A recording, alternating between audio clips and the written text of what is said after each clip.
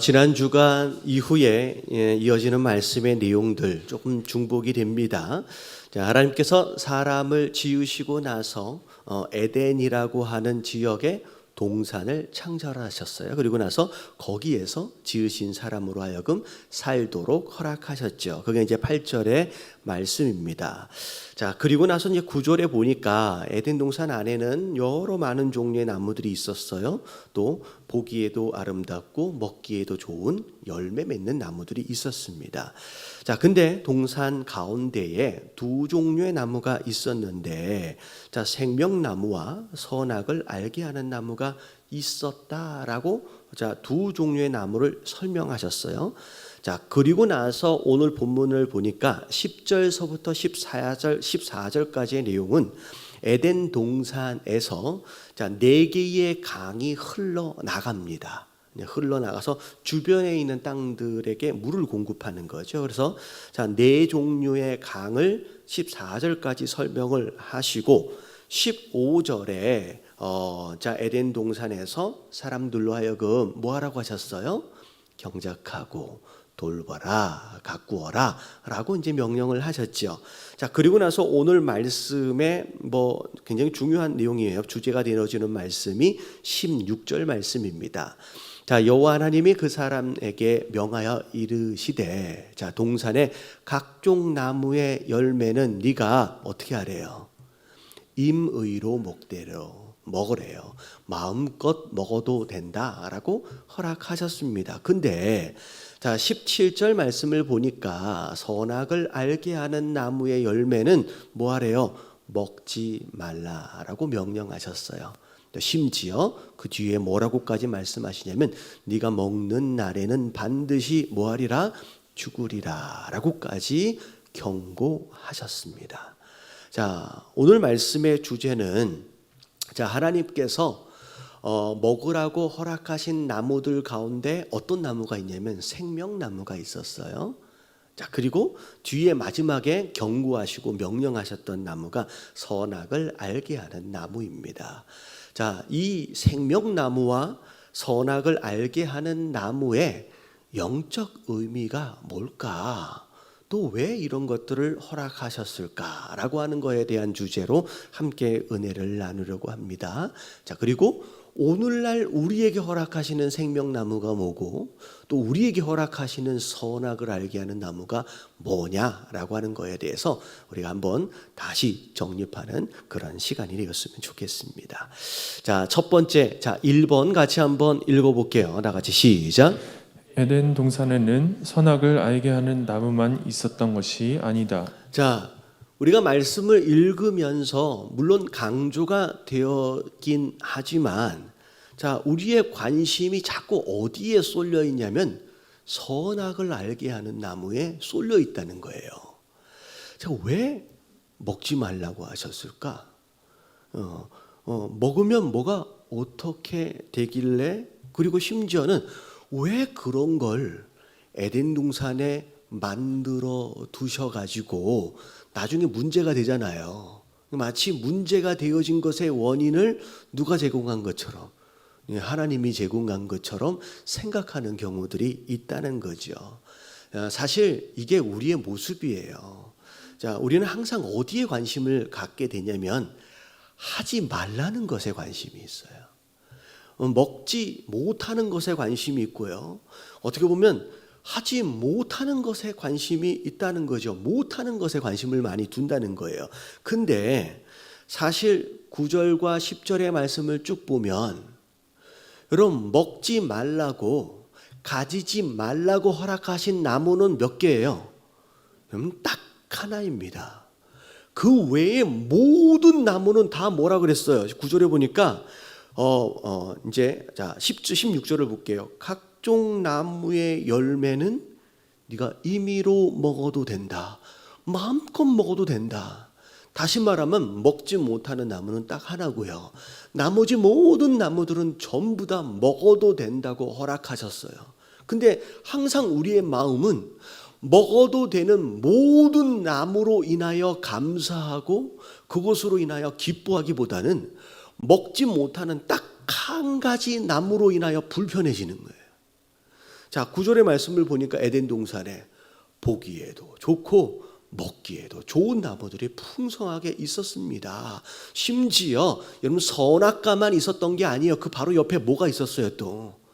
여러분 생명나무가 있었어요. 우리가 이걸 잘 알아야 돼요. 여러분 우리 삶도 마찬가지예요.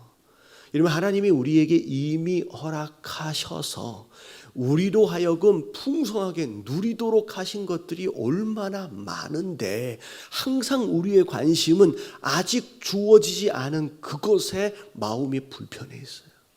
왜 저건 아직 안 주셨을까? 왜 저것은 아직 못 먹도록 하셨을까? 왜 이것은 허락하시지 않았을까로 인하여 불편하고 불평하는 그런 마음들이 우리 안에 계속 있다는 거예요. 근데 이걸 우리가 조심해야 돼요. 여러분 이게 사단이 우리로 하여금 넘어지도록 하는 어떤 유혹의 틈을 줄 수 있다라는 거예요. 나중에 보면 실제 에덴 동산에 아담과 하와가 사단으로부터 유혹을 받고 넘어져 버립니다. 3장의 내용을 보면 그 내용이 나와요. 자, 나중에 더 자세하게 설명을 드리겠지만 3장 1절을 한번 볼게요. 다 같이 한번 읽어볼게요. 시작. 그런데 뱀은 여호와 하나님이 지으신 들짐승 중에 가장 강교하니라. 뱀이 여자에게 물어 이르되 하나님이 참으로 너희에게 동산 모든 나무의 열매를 먹지 말라 하시더냐. 여러분 사단은 굉장히 전략적인 존재입니다. 자, 뭐라고 물어봐요? 하나님이 동산의 모든 나무의 열매를 먹지 말라고 하더냐? 그렇지 않잖아요. 다 먹어도 된다 그랬는데 한 가지 나무거든요. 근데 이 질문으로 인하여 하와가 뭐에 집중하도록 만드는 거예요? 먹지 못하는 딱 한 가지 나무에 집중하도록 만드는 거예요. 그리고 나서 2절과 3절에 보면 하와가 뭐라고 이야기를 하는지를 보면 이미 마음이 틀어져 버렸어요. 여자가 뱀에게 뭐라 그래요? 동산 나무의 열매를 우리가 다 먹을 수 있으나 동산 중앙에 있는 나무의 열매는 하나님의 말씀에 자 뭐라고 해요? 너희는 먹지도 말고 심지어 뭐 하지도 말래요? 만지지도 말라라고까지 얘기했다는 거예요. 그러면 이 표현 가운데 하와가 어떤 마음이 든 거예요? 먹지 못하도록 허락하신, 그러니까 금지하신 그 선악을 알게 하는 나무로 인하여 마음이 틀어져 있어요. 왜 이건 못 먹게 했을까? 되게 불편한 이제 마음을 그대로 그러니까 먹지도 말고 심지어 뭐 하지도 말래요? 만지지도 말라고 하셨다라는 거죠. 우리가 이걸 조심해야 돼요. 이게 사단의 전략이에요. 우리 환경 가운데 누리도록 허락하신 은혜와 축복들이 정말로 많습니다. 누가 그런 얘기 하더라고요. 내가 원하는 때에 수도꼭지를 틀어가지고 따뜻한 물을 마시고 따뜻한 물로 샤워할 수 있다라고 한다면 전 세계 인구의 20% 이상 부자에 속한대요. 옆에 계신 분들에게 인사 좀 해주세요. 당신 부자입니다. 아프리카 선교를 나갔는데 화장실 하나에 마을에 화장실 한두 개밖에 없어. 그래서 거기에 매일 아침마다 줄 서 있는 거예요. 선교사님이 그런 얘기를 했대요. 본국에는 집에 화장실이 하나씩 있다고. 그러니까 너무 놀라면서 와, 그런 세상에 살고 있으면 너무 행복하겠네요. 차마 심지어 어떤 집은 화장실이 2개 있는 집도 있다고는 말을 못 하셨대요. 여러분 집에 화장실이 2개 계신 분, 2개 계신다니요. 2개 있으신 분은 여러분 내가 진짜 부자라고는 감사하시길 주님의 이름으로 축원합니다. 여러분 내게 허락하신 어마어마한 은혜와 축복들이 이렇게 많이 있는데 내가 누리지 못하는 딱 하나의 마음이 틀어져 있어요. 그것으로 마음이 불편한 거예요. 그것으로 불평하고 원망하고 있다라고 한다면 여러분 이 함정에 우리가 빠져 있는 것일 수 있다라는 거죠. 여러분 환경도 마찬가지예요. 사람도. 여러분 우리가 이렇게 마음을 가지면 큰일 나요. 남편에 대해서, 아내에 대해서, 자녀들에 대해서, 부모님에 대하여. 장점이 많은데 우리 눈에는 뭐만 보여요? 가지지 않은 단점 하나가 보여요. 그것으로 마음이 불편해지고 불평하고 있다라고 한다면 여러분 이 함정에 우리가 빠져 있는 것일 수 있다는 거예요. 여러분 에덴 동산에는 먹지 못하도록 명령하신 선악과만 있는 것이 아니었어요. 오히려 먹도록 임의로 먹어라, 네 마음껏 먹으라고 허락하신 모든 나물에 여러분 관심을 가지시고 여러분 그것에 감사하시는 저와 여러분들 되시길 주님의 이름으로 축원합니다. 옆에 계신 분들에게 그 인사 좀 한번 해주세요. 오늘부터 당신의 장점만 보겠습니다. 얼마나 장점이 많은데요. 얼마나. 약점 딱 하나로 불편해지면 안 돼요. 그래서 자, 오늘 첫 번째 말씀은 주어지지 않은 금지하신 그 하나에 불편해지지 말고 허락하신 그 많은 것들에 감사하시는 저와 여러분들 되시길 주님의 이름으로 축원합니다. 자, 오늘 두 번째, 세 번째는 이제 생명나무와 선악을 알게 하는 나무의 영적 의미예요. 자, 두 번째 같이 한번 읽어봅니다. 시작. 생명나무는 우리를 향하신 하나님의 은혜와 사랑이다. 여러분 생명나무의 여러분 실제적인 역할이 뭘까? 자, 뭐라고 성경에 나와 있냐면 영생을 얻게 하는 나무가 생명나무의 역할이에요. 자, 물론 이제 나중에 죄를 짓고 나서 이제 에덴 동산에 쫓겨 날뛰기 이야기지만 창세기 3장 22절 뒤에 부분을 보면 생명나무의 역할을 분명히 설명해 주고 계세요.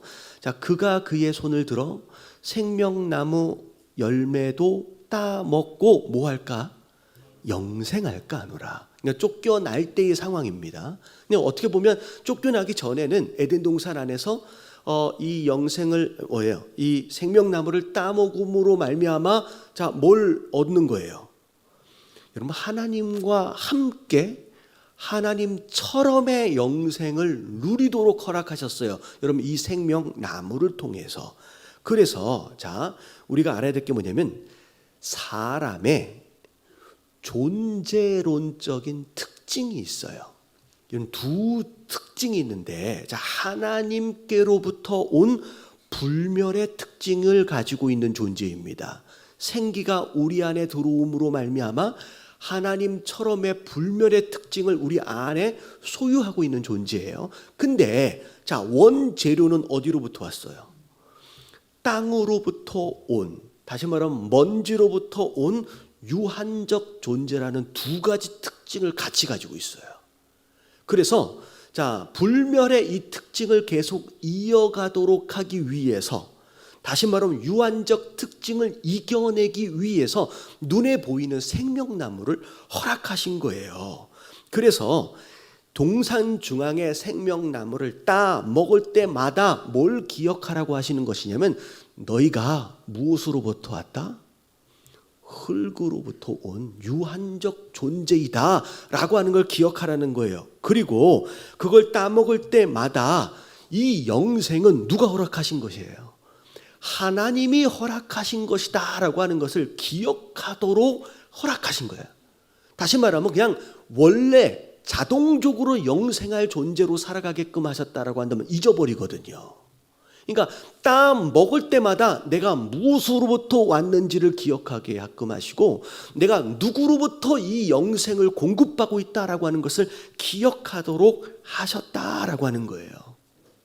여러분 이게 하나님께서 생명나무를 허락하신 이유입니다. 자, 근데 자, 중요한 건 뭐냐면 자, 우리에게 오늘날 허락하신 생명나무가 누구일까요? 그럼 이게 바로 예수 그리스도예요. 에덴 동산 안에서 생명나무의 열매를 따먹을 때마다 기억하고 그것을 감사하고 누리도록 하셨던 것처럼 오늘날 우리의 삶 가운데 허락하신 생명나무는 바로 영원히 죽을 수밖에 없는 우리 인생들에게 그 영생을 회복시켜 주시기 위해서 대속 제물로 이 땅에 오신 예수 그리스도를 의미합니다. 그래서 에덴 동산에서 이 영생나무, 이 생명나무의 열매를 따먹어야 하는 것처럼 우리가 영생을 누리기 원한다라고 한다면 매일매일 누굴 먹어야 돼요? 그럼 예수 그리스도를 먹어야 돼요. 그래서 요한복음 6장 51절 말씀 같이 한번 읽어봅니다. 시작. 나는 하늘에서 내려온 살아있는 떡이니 사람이 이 떡을 먹으면 영생하리라. 내가 줄 떡은 곧 세상의 생명을 위한 내 살이니라 하시니라. 에덴 동산의 생명나무처럼 하나님께서 우리에게 허락하신 살아있는 떡, 생명의 떡. 그래서 이 떡을 먹으면 영생하리라 라고 예수님이 본인을 살아있는 떡으로 말씀하시는. 그리고 요한복음 6장 35절에 또 이렇게 말씀하세요. 시작. 예수께서 이르시되 나는 생명의 떡이니 내게 오는 자는 결코 줄이지 아니할 터이요 나를 믿는 자는 영원히 목마르지 아니하리라. 여러분, 에덴 동산에서의 영생을 회복하고 정말 이 땅에서의 여러분 행복과 만족을 회복하길 원하신다라고 한다면 이 땅에 오신 여러분 살아있는 떡 예수 그리스도를 먹으시는 저와 여러분들 되시길 주님의 이름으로 축원합니다. 그래야 영생을 누리고 그래야 행복한 삶을 산다는 거예요. 자, 근데 예수님을 먹는다라고 하는 것을 뭘 어떻게 하라는 얘기냐? 뭘 어떻게 해야 예수님을 먹느냐? 첫 번째 같이 한번 읽어봅니다. 다 같이 시작. 예수님을 믿어야 한다. 여러분, 예수님을 믿는 것이 예수님을 먹는 거예요. 자, 요한복음 6장 47절 48절을 보니까 진실로 진실로 너희에게 이르노니 믿는 자는 뭘 얻었대요? 영생을 가졌나니. 다시 말하면 다른 구절에서는 먹어야 한다라고 표현하시다가 47절에는 먹어야 한다는 표현을 뭐 하는 자라고 표현하고 있냐면 믿는 자. 예수님을 먹는다라는 것은 곧 믿는 거예요. 그것이 여러분 우리가 생명의 떡을 먹는 것이다라는 거예요. 여러분, 예수 그리스도를 믿으시는 분은 아멘 하십시다. 여러분, 그분을 우리가 믿음으로 말미암아 영생을 얻는 거예요. 그리고 두 번째, 여러분 믿음의 증거로 뭐에 참여해야 되느냐? 성찬에 참여해야 합니다. 요한복음 6장 53절부터 55절까지 말씀 쭉 읽어볼게요. 시작. 예수께서 이르시되 내가 진실로 진실로 너희에게 이르노니 인자의 살을 먹지 아니하고 인자의 피를 마시지 아니하면 너희 속에 생명이 없느니라. 내 살을 먹고 내 피를 마시는 자는 영생을 가졌고 마지막 날에 내가 그를 다시 살리리니 내 살은 참된 양식이요 내 피는 참된 음료로다. 네, 여러분, 성찬식은 해도 되고 안 해도 되고의 옵션이 아니에요.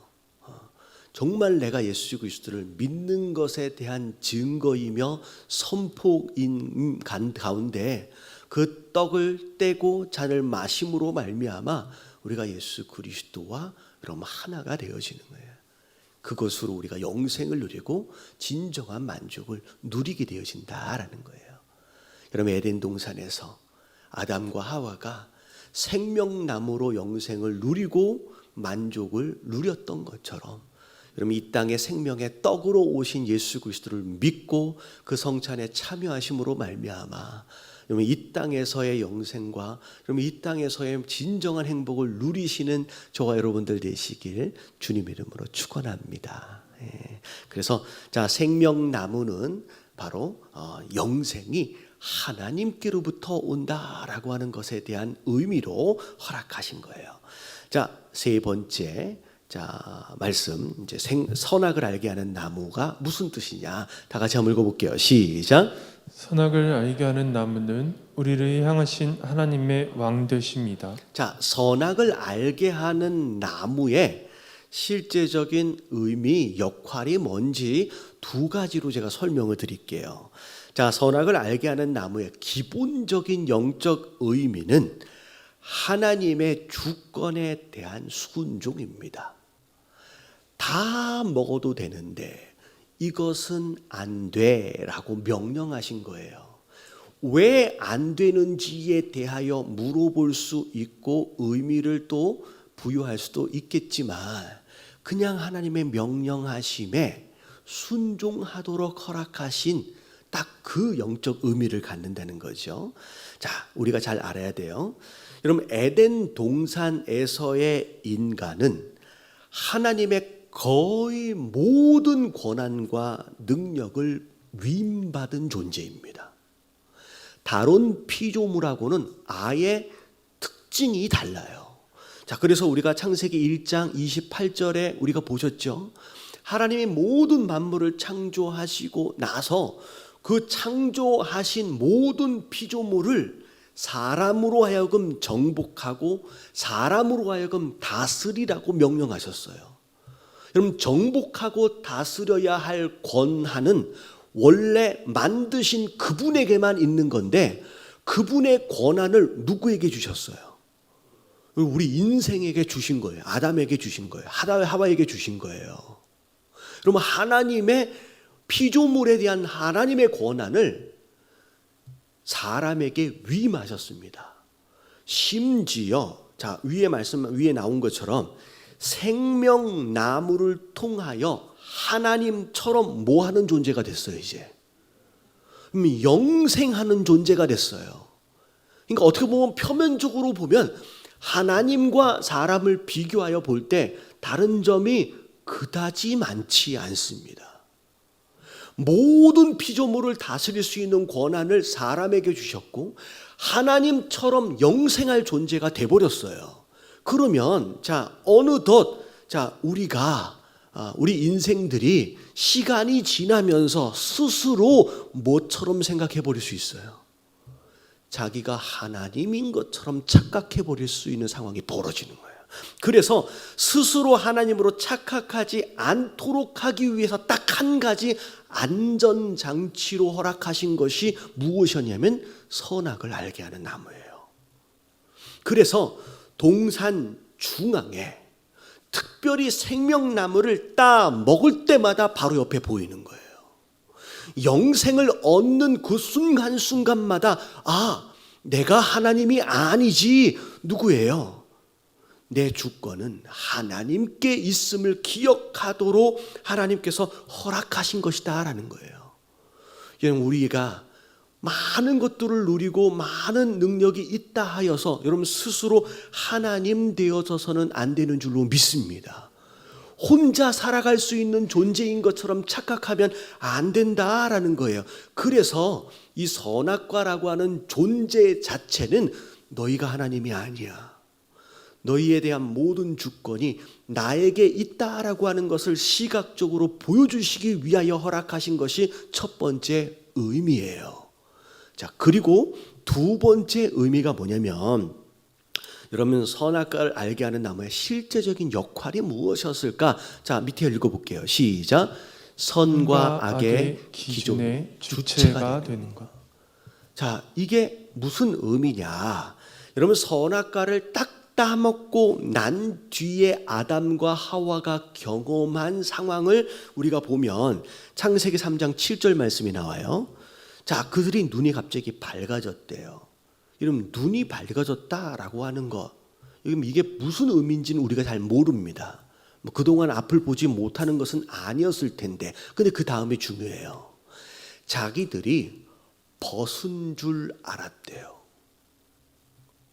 자, 벗었다라고 하는 개념 자체가 오늘날 우리는 옷을 입고 살기 때문에 벗는다라고 하는 개념이 있거든요. 근데 여러분, 이 당시에 여러분 옷을 입은 존재가 있었어요, 없었어요? 답을 좀 해주셔야 되는데, 여러분 옷을 입은 존재가 있어요, 없어요? 여러분 집에 키우는 개를 이렇게 겨울에 춥다고 옷 입혀주잖아요. 여러분 오늘날이나 되니까 짐승한테 옷을 입혀주지만 이 당시에는 어떤 존재도 옷을 입은 존재가 없어요. 다시 말하면 벗었다라고 하는 개념 자체가 없는 거예요. 근데 벗었대요. 벗은 줄로 알았대요. 그리고 뭐 했대요? 무화과 잎을 엮어서 치마를 만들어서 가렸어요. 여러분 이 치마로 가렸다라고 하는 거 이게 무슨 의미냐?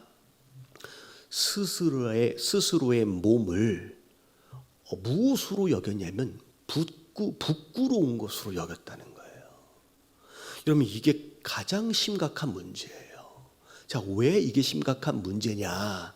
자, 6일 동안의 창조의 내용을 보면 만드시고 나서 매일 뭐라고 말씀하셨냐면 만드신 창조물에 대하여 하나님이 평가하셨어요. 영어로 보면 it was good 이라고 평가하셨습니다. 보시기에 좋았더라. It was good. 여러분 good이 좋았다라고 표현할 수도 있지만 여러분 한국말로 다시 번역하면 무슨 뜻이냐면 선이란 뜻이에요. 이게 좋은 것이고 이게 선한 것이다 라고 하나님 평가하셨어요. 심지어 마지막 6째 날 사람을 만드시고 나서는 뭐라고 표현하셨냐면 It was very good. 다시 말하면 만드신 피조물들 가운데 가장 보기가 좋고 가장 아름답고 가장 선한 것이 누구예요? 사람이에요. 근데 여러분 선악과를 딱 따먹고 나서 하나님이 가장 아름답고 가장 선하고 가장 좋은 것이라고 평가하셨던 스스로에 대하여 어떤 존재로 판단하기 시작했어요. 이건 부끄러운 것이다 라고 스스로의 기준을 가지고 하나님이 선하시다라고 평가하신 것에 대하여 이건 부끄러운 것으로 평가하기 시작했어요. 다시 말하면 선악과를 딱 따먹는 순간 뭐가 바뀌었냐면 그동안의 선과 악의 기준은 누가 가지고 계셨어요? 하나님이 가지고 계셨어요. 근데 선악과를 딱 따먹는 순간 무슨 일이 벌어졌냐면 무엇이 선한 것이고 무엇이 악한 것인지에 대한 주체, 판단의 주체가 누구에게로 넘어간 거예요? 사람에게로 넘어간 거예요. 그래서 내가 하나님의 기준이 아니라 내가 마음대로 어떤 것에 대하여 이건 좋은 것이고 이것은 잘못된 것이다, 악한 것이다 라고 스스로 마음껏 판단하고 결정하는 상황들이 벌어진 거예요. 여러분 이게 선악과의 문제예요.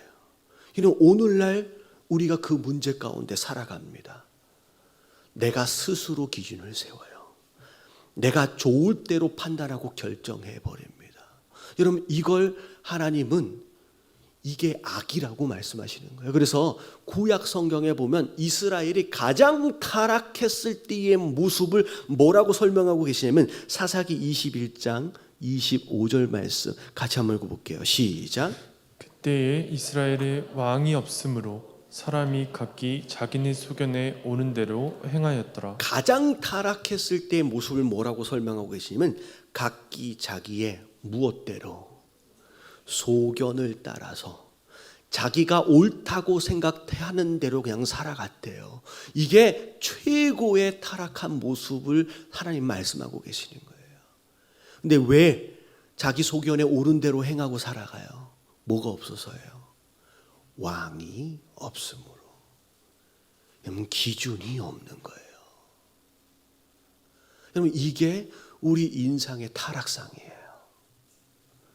여러분 오늘 말씀을 통해서 하나님께서 우리로 하여금 잃어버린 어떻게 보면 스스로 선악과를 따먹고 살아가고 있는 우리로 하여금 여러분 이 기준을 회복하길 원하시는 거예요.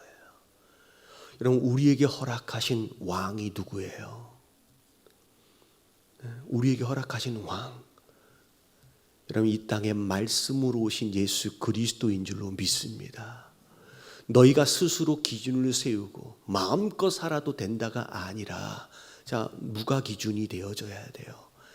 말씀이신 예수 그리스도가 기준이 되어져야 한다는 거예요. 그게 에덴 동산에서 따먹지 말라고 경고하셨던 선악을 알게 하는 나무의 의미라는 거예요.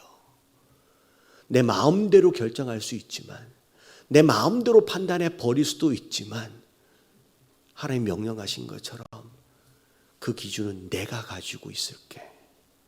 그 기준은 내가 가지고 있을게. 딱 하나의 주권을 하나님께서 우리에게 허락하시지 않았어요. 그건 내가 가지고 있을게 라고 허락하신 선악과, 여러분 그게 바로 누구냐면 예수 그리스도예요. 예수 그리스도가 우리 삶의 왕 되어지심으로 인하여 그 말씀에 순복하고 그 말씀을 기준으로 살아가는 모습, 여러분 이게 선악과, 경계하셨던 그 선악과를 우리가 먹지 않고 살아가는 삶의 모습이다라는 거예요. 우리가 그런 생각하잖아요. 아담과 하와가 선악과만 안 따먹었으면 아직 우리가 어디 살고 있을 것 같아요. 에덴 동산에서 이제 먹을 거 뭐 걱정하지 않고, 그래 뭐 하나님 나라를 위해서 열심히 또 경작하면서 그렇게 행복하게 살 텐데, 여러분 아담과 하와만 선악과를 따먹는 게 아니라고요. 우리도 오늘날 선악과를 많이 따먹고 배불리 따먹고 살고 있다는 거예요. 예수 그리스도가 우리 삶의 왕이 아니라고 한다면 이미 우리 삶 가운데 선악과를 따먹고 있는 형태가 우리 삶 가운데 계속 있어지고 있다라는 거예요. 아담과 하와 원망하지 마시고 우리 삶의 왕으로 예수 그리스도를 모시어 드리시는 저와 여러분들 되시길 주님의 이름으로 축원합니다. 되게 불편할 것 같지만 그것에 순종해야 되나? 여러분 그분이 우리의 왕 되어지는 순간 그때부터 에덴이 시작이 되는 거예요. 여러분 뭐든지 다 먹을 수 있고 다 할 수 있는 곳이 에덴이 아니에요. 오늘 말씀이 나온 것처럼 에덴 동산 안에는 하나님의 은혜와 더불어 뭐가 있어요? 주권이 있어요. 우리 삶도 무엇이 있을 때 가장 행복하냐면 하나님이 허락하신 그 은혜와 하나님의 주권이 균형을 잘 맞추어 나갈 때 그때 가장 행복한 삶이 되어진다는 거예요. 여러분 마지막 한 말씀만 더 읽어볼게요. 여러분 시편 84편 1절부터 6절까지의 말씀은 하나님이 우리의 왕 되어지는 순간 우리가 누리게 되는 은혜와 축복들을 이야기하고 있어요. 그러면 이게 에덴이에요. 같이 한번 읽어봅니다. 시작. 만군의 여호와여, 주의 장막이 어찌 그리 사랑스러운지요. 내 영혼이 여호와의 궁정을 사모하여 쇠약하며 내 마음과 육체가 살아계시는 하나님께 부르짖나이다. 나의 왕 나의 하나님 만군의 여호와여, 주의 제단에서 참새도 제 집을 얻고 제비도 새끼들 보금자리를 얻었나이다. 주의 집에 사는 자들은 복이 있나니 그들이 항상 주를 찬송하리이다. 주께 힘을 얻고 그 마음에 시온의 대로가 있는 자는 복이 있나이다. 그들이 눈물 골짜기로 지나갈 때에 그곳에 많은 샘이 있을 것이며 이른 비가 복을 채워주나이다. 네, 여러분 예수 그리스도를 우리의 왕 삼으심으로 말미암아 그런 말씀을 통하여 허락하신 이 은혜와 축복들을 이런 에덴 동산 못지않게 누리시는 저와 여러분들 되시길 주님의 이름으로 축원합니다.